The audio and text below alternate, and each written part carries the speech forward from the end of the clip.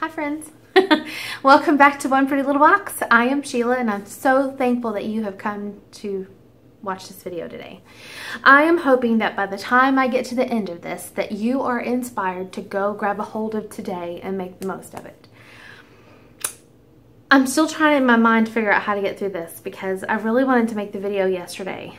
I've gone through the rummick of emotions and such in the last week, and I'm just gonna chit chat. So if you're in the mood to chit chat, go grab you a drink. I have me a Diet Pepsi right here and I might grab a sip every now and then. But let's chit chat. I know I usually do a coffee chat and I may still do that tomorrow morning. But we'll see. But we're gonna have a chat right now, okay? Last week, many of you know because I've posted on Facebook on One Pretty Little Box's Facebook page. If you did not know that there is a page that goes with this channel, if you'll look down below, you're going to see Find Me Online, and it's going to be right there. Probably the top link, I think. And I kind of shared a lot because there wasn't a lot of videos. You guys got a grocery haul last week, and maybe one other video, and that was it. Oh yeah, you got a writing update. So you kind of did get updated on what was going on last week, and that was the fact that I was finishing editing the book that I had written, and I had kind of put it that my goal was going to be the week before, and I honestly didn't even touch it because when I finished, sorry, I'm pulling the chair over. When I first started it, I was going to immediately go into editing. Well, my brain wasn't having it, and so I kind of took a little bit of a break. And when I did that, it did free up a little bit of focus. And so on Wednesday, Thursday, and Friday, I don't know if I did much on Friday. Saturday, oh, I did Friday. Friday afternoon when we got back from the wave pool, I think. Saturday, I buckled down. So I did quite a bit. Was it Saturday? I'm trying to think when, oh yeah, Saturday. Saturday I finished editing and I finished all the process of it. Mind you, it was almost midnight. And so Sunday when I woke up, we stayed in most of the day on Sunday. I woke up with a headache. It was almost like a hangover headache. And I told my husband, it's so funny to have a headache like that and not to have drinking anything. But I really think that it was a lot of eye strain and a lot of emotional turmoil. Because I knew what I needed to do. I knew what I wanted to do. But there was a part of me that was holding back. A part of me that was holding back to something that I could call my own. It was mine, and I didn't share it with the world unless I wanted to. Even if it's negative, that's not okay.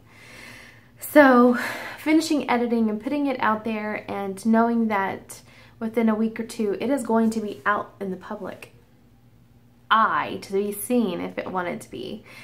Kind of was a lot to take in. I've written before. I've self-published 2 other books before, so it's not even that process that bothered me, you know, because each book that I write is like a birth. It's like giving birth.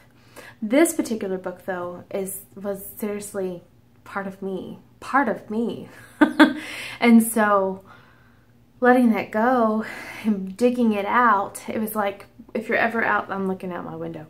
If you're ever outside and you're just getting to the weeds, but you're just plucking at the top of them, picking them off where you can't see them, but the root is still there. We used to get a lot of mushrooms in our yard, and you know, the kids would go by and kick them, but they didn't get rid of them. But if you went down and actually plucked them out of the ground, literally the whole thing, well, they didn't come back.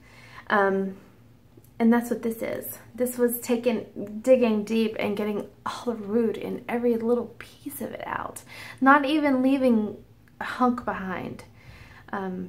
As I started writing, I did leave hunks behind. It took a lot to get everything out that I needed to get out. All that to say that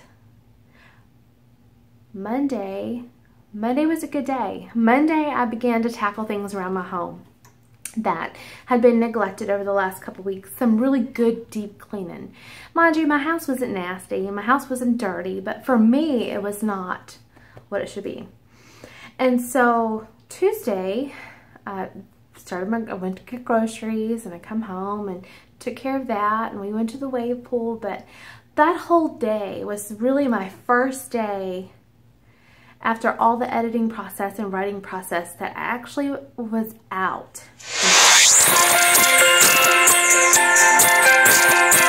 I'm so sorry about that. My daughter called me. Welcome to summertime, right? I'm trying to remember where I left off. I'm going to lower you guys. Get a little cozy for the rest of this conversation. You a little shaky? I'm sorry. So all that to kind of say that the first day I went out, it's so funny watching these kids play Pokemon Go, and when they run up to your window and then they freeze because they see that you're there, it cracks me up. Anyway, Tuesday was the first day I really was out in public after that whole process.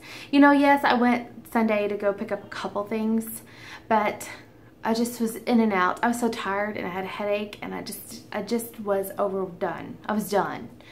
So I don't really count that. And Monday I stayed in and took care of some things here. So Tuesday when I got out in public, I just truly had the best time. Literally the best time. From even getting groceries, everybody was so nice. The people who helped me and had fantastic customer service. Customers who happened to be in line behind me, we were cracking jokes and having a great time. When I went to the wave pool with the boys, one of the lifeguards was laughing because we were laughing so hard and having a good time, and there was a beetle and he was chasing me.